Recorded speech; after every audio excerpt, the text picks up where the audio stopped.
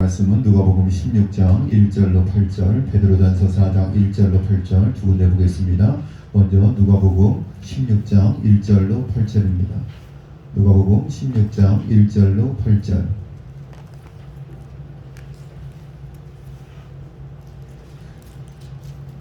누가복음 16장 1절로 8절입니다.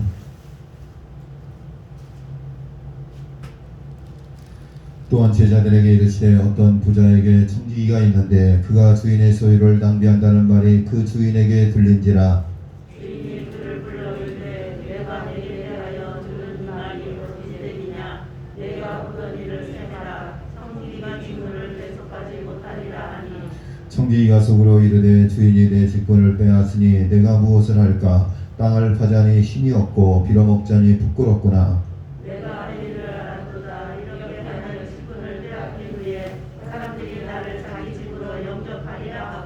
주인에게 빚진 자를 일일이 불러다가 먼저 온 자에게 이르되 내가 내 주인에게 얼마나 빚졌느냐.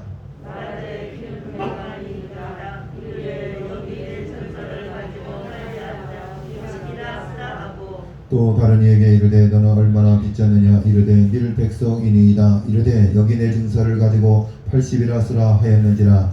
주인이 이웃 제한 청지기가 이를 지혜 있게 하였으므로 칭찬하였으니 이 시대의 아들들이 자기 시대에 있어서는 이제 아들들보다 더 지혜로우니라. 아멘. 한군데더 보겠습니다. 베드로전서 4장 1절로 8절입니다. 베드로전서 4장 1절로 8절.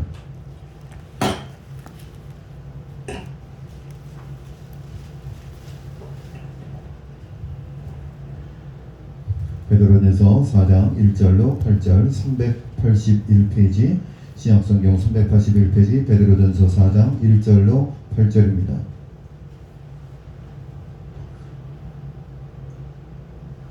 그리스도께서 이미 육체의 고난을 받으셨으니 너희도 같은 마음으로 갑옷을 삼으라. 이는 육체의 고난을 받은 자는 죄를 그쳤음이니 너희는 다시 사랑하는 정욕을 따르지 않고 하나님의 뜻을 따라 육체의 남은 자를 살게 하려 함이라.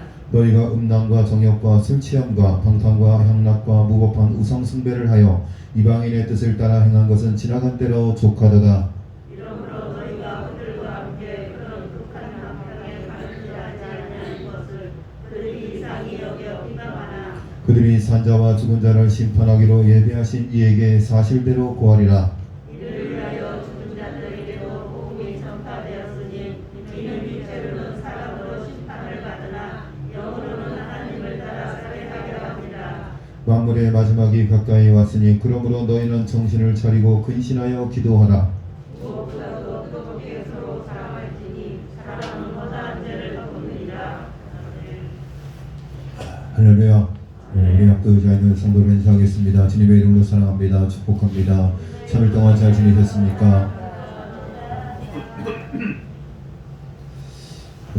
하나님 전화번호를 여러분 아십니까? 제가 전화번호를 3가지를 소개해 드릴 텐데 이 전화번호를 암기해 두셨다가 여러분 힘들고 어려울 때마다 이리로 전화해서 도움 받으시기를 바라겠습니다. 항상 명랑하고 힘있게 살아가는 한 사람이 있었습니다. 그 비결을 묻자 그는 이렇게 대답했습니다. 나에게는 절망도 좌절도 낙심도 없습니다. 왜냐하면 나는 우리 집 골방에 특별한 전화기를 설치해 놨거든요. 앞이 깜깜하고 도대체 뭐가 뭔지 모를 때 모든 것을 가르쳐 주실 하나님의 전화번호를 알고 있어요.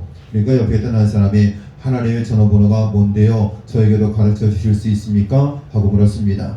하나님의 전화번호는 저 333입니다. 그랬어요. 예? 무슨 전화번호가 그래요? 그러니까 영어로 J-E-R, 이것은 예레미야를 말하는 겁니다. 그러니까 그냥 그대로 읽으면 저라고 읽을 수 있습니다. J-E-R-333, 이게 전화번호예요. 예레미야 33장 3절 뜻하는 겁니다.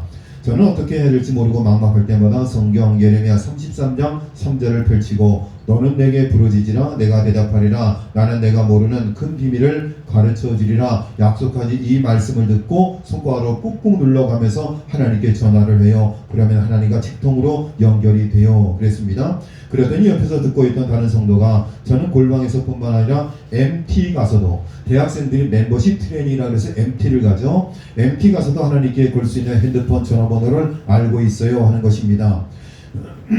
두 사람이 눈이 둥그레져서 그런 전화번호가 있어요. 우리들한테도 좀 가르쳐 주세요. 저러는 겁니다. 예, 제가 가르쳐 드리지요. MT-77 다시 말하면 마태복음 7장 7절 구하라 그리하면 너에게 주실 것이요 찾으라 그리하면 얻을 것이요 문을 두드리라 그리하면 열릴 것이다 라는 약속을 손가락으로 꾹꾹 누르면서 전화를 하면 언제든지 하나님이 받으셔서 도와주세요.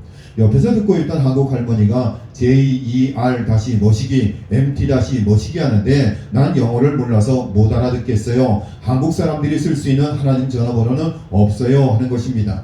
그러더니 함께 거닐던 할아버지가 왜 없겠어요? 누구든지 급하기만 하면 걸 수 있는 하나님 직통번호가 있지요 하고 끼어들었습니다. 할머니가 할아버지에게 그 번호 좀 가르쳐 주세요 하고 할아버지를 쳐다봤습니다.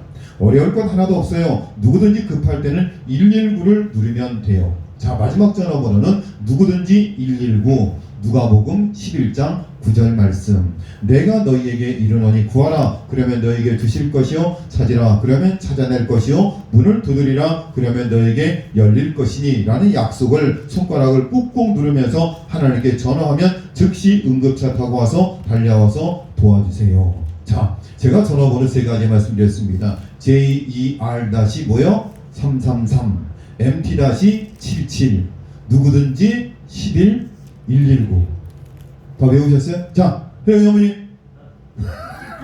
자, 첫 번째 전화번호 JER 다시 뭐요? 334 MT 다시 77 그 다음에 누구든지 119 할렐루야. 아, 우리 신권사님이 세 개를 다 외우셨어요.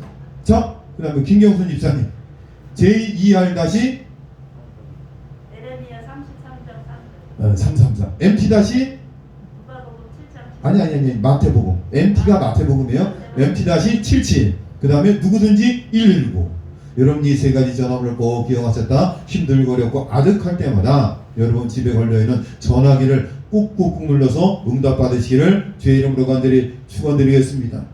여러분 이 전화기는 어디에 있어요? 성경책에 있습니다. 성경책 여러분 다 가지고 있습니다. 우리나라에는 귀한 것들을 국보와 보물로 지정해 놓았습니다. 작년인가요? 그 택배 기사가 후진하다가 우리 마을에 있는 두릅나무를 가지를 툭 쳤어요. 그런데 가지가 툭 부러졌어요. 완전히 부러진 게 아니라 반쯤 나간 것 같아요. 그래가지고 신고를 해가지고 뺑소니가 돼가지고 와가지고 보험처리를 해가지고 거시기하고 거시기 어쩌고 저쩌고 하다가 타협을 받습니다. 얼마에 타협을 받냐면 999만원에 타협을 받습니다. 아니 무슨 나무까지 하나 뿌렸는데 무슨 999만원이요 너무하는 거 아니요? 왜 시그널심이 그런겨? 라고 생각하시는 분이 혹시 있었을지도 몰라요. 그런데 그 사고가 나서 제가 인터넷으로 두릅나무를 검색을 해봤더니 이 나무가 정말 귀한 나무고요. 다른 지역에서는 이 나무가 그 귀한 나무를 뭐라고 지정을 하죠? 보물이야? 뭐 그런 거 천연기념물로 지정을 하는 거예요. 그러니까 우리 마을에 있는 이 두릅나무가 1000년이 넘었을 것 같아요. 제 생각이 그래요. 그만한 가치가 있는 거예요. 여러분 보험사가 어떤 데인데 1000만원을 그냥 줘요. 그만한 가치가 있으니까 1000만원을 내놓는 거예요. 우리가 나무를 심는 것도 중요하지만 있는 나무를 잘 관리하고 보존하는 것도 아주 중요한 의미가 있다는 겁니다. 오늘 성경 본문에 보니까 예수님의 비유 이야기는 바로 그 관리에 실패한 사람이 나오는 겁니다. 한 청지기가 주인에 맡긴 재산을 잘 관리하지 못해서 쫓겨날 위기에 놓이게 되었습니다. 이런 위기 때 이 청지기에 번뜩 스치는 생각이 있었습니다. 주인에게 빚진 자들을 불러 그 주인에게 빚진 자들의 빚을 내가 탕감해 주자. 여러분 왜 이런 생각을 했을까요? 나는 힘이 없어서 노가다도 못하고 기술도 없어서 취직도 안 되고 먹고 살 길이 막막한데 내가 청지기로 있을 때 주인에게 빚진 사람들을 불러다가 빚을 탕감해주면 내가 쫓겨났을 때 나를 도와줄 것이다. 이야 정말 똑똑하죠? 정말 지혜가 있는 사람이죠? 정말 약은 사람이에요. 청지기는 기름과 밀을 빚진 사람들의 빚을 탕감해주며 다시 증서를 씁니다. 100이면 50, 100이면 80으로 탕감을 해주었습니다. 여러분이 주인이라고 생각을 해보십시오. 여러분에게서 밑에서 일하는 청지기가 나에게 빚진 사람들의 빚을 자기가 마음대로 탕감을 해준 거예요. 1000만원 빚졌는데 500만원만, 1억 빚졌는데 8천만원, 이렇게 자기 나름대로 증서를 다시 쓰고 빚을 탕감해 줬어요. 여러분 같으면 그 총기를 어떻게 하겠습니까? 당장 형사고발해서 콩밥을 먹이죠. 그렇죠? 그렇지 않겠어요? 그런데 이 주인은 의외의 반응을 보여줬습니다. 오히려 그를 칭찬합니다. 주인의 관점은 감히 우리가 예상치 못한 것이었습니다. 8절 말씀에서 힌트를 얻습니다. 주인이 이 옳지 않은 청지기가 이를 지혜 있게 하였으므로 칭찬하였으니 이 세대의 아들들이 자기 시대에서는 빛의 아들들보다 더 지혜로움이니라. 청지기가 비록 불의한 일을 행했지만 이제 곧 자신이 해고될 것이라는 위기의식 가운데서 미래를 준비하는 모습의 주인이 오히려 지혜롭다고 칭찬한 거예요. 자, 이 청지기는 뭘 준비했어요? 미래를 준비했다는 이야기. 본문에서 지혜에 해당하는 헬라어는 프로니모스라고 하는데요. 이 프로니모스라는 말은 때와 관련이 있습니다. 그러니까는 지혜라는 것은 뭘 하는 거냐면 때를 분별할 줄 아는 게 지혜라는 거예요. 이 말은 미래의 시간을 인식하는 지혜를 말하는 거예요. 누가복음 12장에 보면 어리석은 부자가 나오는데 그 부자는 밭에 소출이 풍성해 곡식 쌓아둘 곳이 없자 사용하는 곡관을 헐고 더 큰 곡관을 지을 계획을 세우며 만족합니다. 야, 내가 농사가 정말 잘 됐어. 이 많은 곡식을 어디에 쌓아둘까? 그러다가 현지에 있는 곡관을 헐고 더 큰 곡관을 지어야 되겠다 생각을 했습니다. 그러면서 너무나 만족해하고 있었습니다. 그때 하나님께서 말씀하십니다. 어리석은 자여, 오늘 밤에 내 영혼을 도로 찾으리니 그러면 내 준비한 것이 누구의 것이 되겠느냐? 지금 내가 소출이 많아가지고 많은 곡식을 거두어 드렸다고 해서 창고를 크게 짓고 많이 쌓아두는 것이 무슨 의미가 있느냐? 오늘 내가 데리고 가면 그 쌓아둔 것이 누구의 것이 되겠느냐? 의미 없다는 이야기. 이 땅의 것을 위해서 땀 흘려서 열심히 먹고 살기 위해서 최선을 해서 발버둥 치고 돈을 모으고 모아 놓았는데 건강을 잃고 하나님이 당장 부르시면 그것이 누구의 것이 되겠느냐? 아무 의미 없다는 이야기. 여기서 어리석음이란 뭐냐면 우리 인생의 유한한 때를 인정하지 못하며 착각 가운데 살아가는 모습이 어리석은 모습이라는 거예요. 영원히 살 것처럼 이 땅의 것만을 위해서 종전걸음치면서 사는 인생을 어리석은 인생이라고 이야기하는 거예요. 여러분, 인생은 무한하지 않습니다. 유한합니다. 다 때가 있어요. 우리에게 소중한 지혜는 우리 인생을 재물이라는 관점에서 살 것이 아니라 때라는 관점에서 생각하며 살아야 한다는 것입니다. 짧은 인생에서 때의 소중함을 알고 우선적인 가치를 마음에 염두에 두며 결단력 있게 살아야 한다는 것입니다. 어느 목사님의 목회 간증입니다. 목사님이 예전에 섬겼던 교회에 연로하신 집사님 한 분이 계셨습니다. 남편을 일찍 여의고 자녀들을 키우셨는데 아들이 집을 떠나도 연락도 안 되고 집에도 잘 들어오지 않았습니다. 한 번은 신방 때 집사님이 목사님에게 이렇게 말씀했습니다. 목사님, 속썩이는 아들이지만 보고 싶어요. 목사님 아들에게 따뜻한 밥 한 끼 해주는 게 소원입니다. 그러던 어느 날 집사님 건강이 안 좋아지더니 하나님의 부르심을 받았습니다. 3일 동안 장례를 치르는데 상주했던 아들이 나타나지 않았습니다. 화장 예식을 마치려는데 누군가 달려 들어오더니 대성통곡을 하며 울었습니다.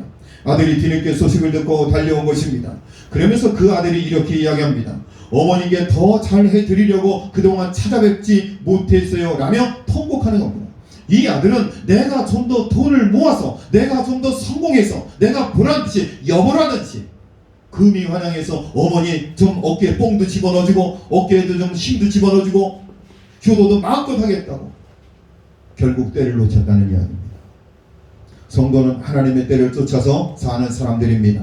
사도 바울은 본문 말씀을 통해 성도들에게 남은 때를 살아가는 사람들이 되라고 권면합니다.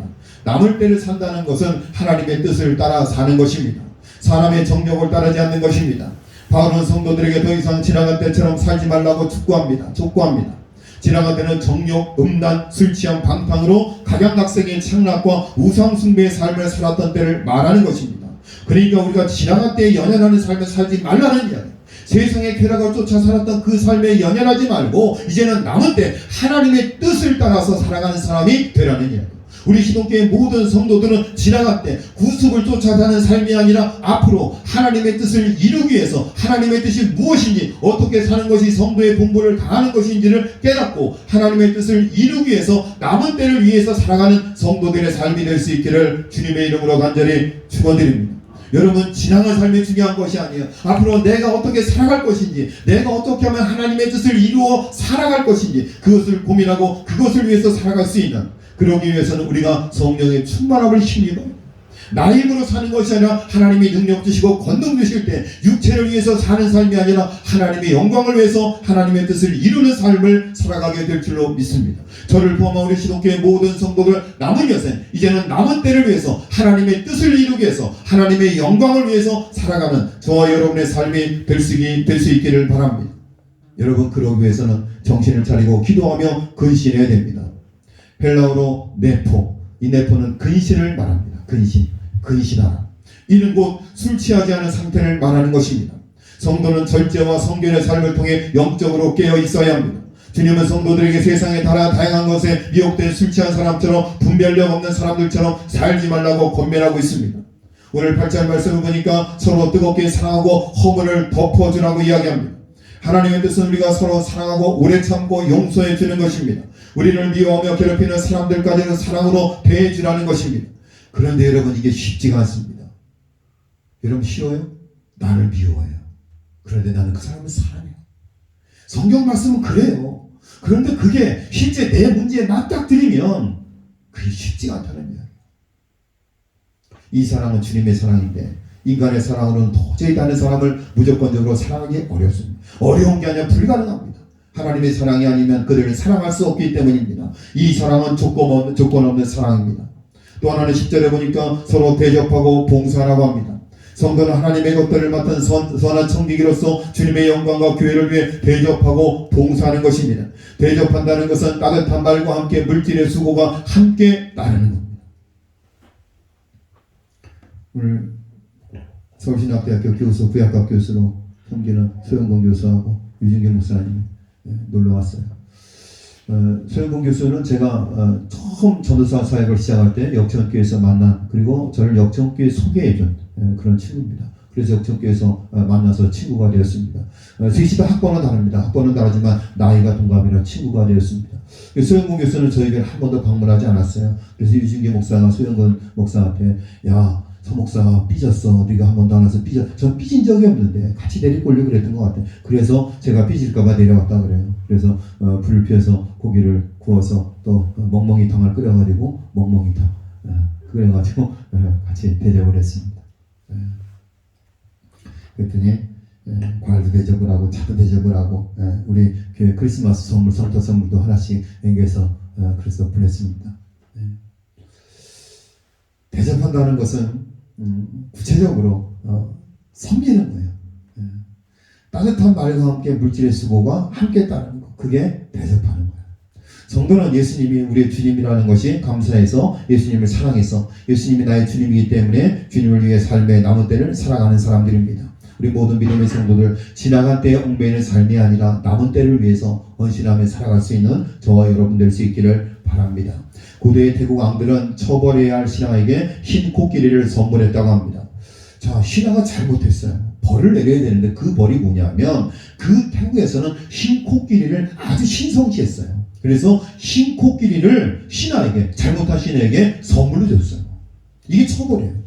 흰 코끼리는 태국에서 신성시 여기는 동물입니다. 그래서 왕으로부터 하사받은 이 흰 코끼리를 신하는 지극정성으로 보살핍니다.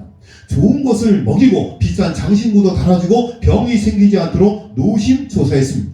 결국 흰 코끼리를 받은 신하는 코끼리의 돈과 정열을 다 쓰면서 일생을 탕진하고 맙니다. 이것이 벌이었습니다. 흰 코끼리처럼 좋은 것을 받아도 그것을 감당할 능력이 없다면 축복이 아닌 저주가 되는 것입니다. 하나님이 우리에게 좋은 것을 주셨어요. 여러분, 그것이 명예일 수도 있고 물질일 수도 있고 건강일 수도 있어요. 그런데 그것을 감당할 만한 능력이 없는 사람에게는 물질도 축복이 아니라 저주가 될 수 있어요. 그 물질 때문에 하나님을 버리고 떠난다면 그 물질이 뭐예요? 저주라는 이야기예요. 하나님이 건강의 복을 주셨는데 그 건강의 복을 가지고 하나님을 위해서 충성하고 봉사하고 헌신하고 힘을 쓰는 것이 아니라 자신의 정력을 주체하지 못해서 탐욕과 향락에 탐닉하는 삶을 산다면 그 건강은 축복이 아니라 저주라는 이야기예요. 또 다른 각도에서 이것을 적용해보면, 행할 능력이 없는데 희생하라, 섬기라는 말을 들으면 괴롭습니다. 여러분, 설교를 들을 때 참 불편한 설교가 있어요. 원수를 사랑하라, 희생하라, 섬기라, 괴롭습니다. 더군다나 원수까지 사랑하라, 졸도합니다. 그렇잖아요. 이런 마음속에 어떤 마음인데, 그러면 목사님은 원수를 사랑해요? 그런 마음이 들잖아요. 목사님은 그게 되든가요? 그런 마음이 들잖아요. 목사님 그렇게 살아지던가요? 저도 못 살아요. 함께 살아보자는 거예요. 그런데 우리가 능력이 없는데 희생하라, 섬겨라, 원수를 사랑하라. 괴로운 거예요. 괴로운 거예요. 우리 인간은 인생이라는 경기에서 스트라이크를 날려야 돼요. 홈런을 날려야 돼요. 하지만 우리에겐 홈런을 칠 수 있는 능력이 없어요. 하나님의 좋은 말씀을 들어도 그것을 행할 능력이 없는 것이 우리의 문제예요. 여러분 설교 말씀은 다 좋은 말씀이에요. 여러분 인터넷 들어가서 바른교 홈페이지 들어가 설교 들어보세요. 다 좋은 말이에요. 어떤 사람은 그래, 야 교회 좋은 말씀 들으러 가야지, 좋은 말 들으러 가야지. 믿음이 있어 교회 나오는 것이 아니라 일주일에 한 번 내 정신 수양을 위해서 좋은 이야기 들으러 교회 가야지, 그렇게 교회 나오는 사람도 있어요. 여러분 설교는 다 좋은 이야기예요. 다 의미 있는 이야기예요. 그런데 내가 행할 능력이 없을 때 그 말씀은 나에게 부담이 되고 나를 괴롭게 만드는 거예요. 신앙생활은 아는 것이 중요한 것이 아니라 사는 것이 중요한 거예요. 우리가 사는 것은 성령의 능력을 힘입을 때 가능한 거예요. 우리는 오늘 말씀을 통해서 미래를 준비하는 때의 중요성을 배웠습니다. 비록 청지기는 불의했지만 주인은 미래를 준비하는 청지기의 지혜를 칭찬했습니다. 비록 자신의 재산을 자기 임의대로 탕감해주고 재산을 깎아먹었죠. 그럼에도 불구하고 그 청지기를 칭찬했어요. 왜요? 미래를 준비하는 지혜가 있었기 때문에. 지혜라는 것은 뭐예요? 때를 아는 거예요.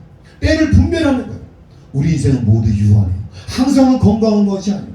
우리가 하나님 앞에 이렇게 언덕바지를 걸어 올라와서 하나님 앞에 나와서 기도하고 예배드리고 설교를 듣고 주님을 찬양하고, 여러분 이것이 언제나 유한한 것이 아니라는 이야기.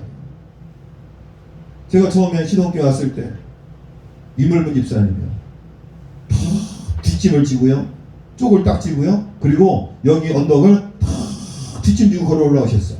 그리고 여기 이슬람 것에 그 자리에 앉으시고 설교 말씀 얼마나 잘 들었는지 몰라요.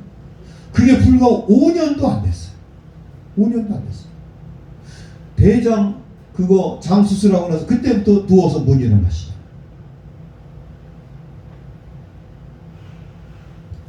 우리는 예배를 통해, 기도를 통해, 성경을 통해 끝없이 성령의 능력을 힘입어야 됩니다.